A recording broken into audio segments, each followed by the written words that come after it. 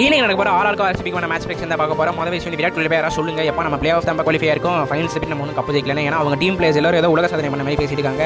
எங்க 2023 Pat Cummins Australian team வந்து இதே நிலமையில தான் இருந்தாங்க. கஷ்டப்பட்டு எல்லா கேமும் ஜெயிச்சு தான் வேர்ல்ட் கப் எடுத்தாங்க. பேட் கமின்ஸ் வந்து அக்ரஷன் காமிச்ச மாதிரி எனக்கு பர்சனலி ஃபீல் ஆகல.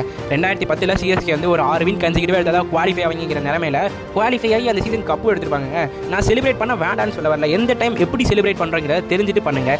நம்ம விராட் கோலி அதுக்காண்டி ரொம்ப ஈஸியாக ஜட்ஜ் பண்ணிட முடியாது. ஏன்னா இந்த சீசன் அகைன்ஸ்ட் ஆர்ஆர் வந்து ஒரு செஞ்சுரி அடிச்சிருப்பாரு.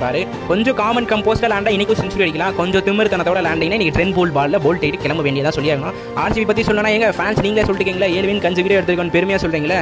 அப்போ என்ன நல்ல ஃபார்ம்ல தான் இருக்கீங்க. நம்ம ஒரு பக்கம் பார்த்தோம்னா நம்ம சேரன் ராஜேந்திர சொல்லியாகணும். ஏன்னா அவ்வளோ பிரில்லியன்டான கேப்டன்சி பண்ணி ஒரு யங் பிளேயர்ஸ் ஸ்குவாட் நடத்திட்டு இருக்காரு சஞ்சு சாம்சன். எனக்கு ஆர்ஆரோட டிஸ்அட்வான்டேஜ் பார்த்தோம்னா ஜாஸ் பட்லர் மற்றும் அவங்க பவுலிங் கொஞ்சம் வீக்காக இருக்குது. மித்தபடி பார்த்தோம்னா RR is best team. So favours வந்து என்ன கேட்டிங்கன்னா ஆர்சிபி தான் சொல்லுவேன். ஆனால் ஆர்சிபி கொஞ்சம் காமன் கம்போஸ்டாக ஆடணும். ஒரு வேற காமன் கம்போஸ்டாக ஆடலைன்னா Rajasthan Royals will win the game and play the eliminator.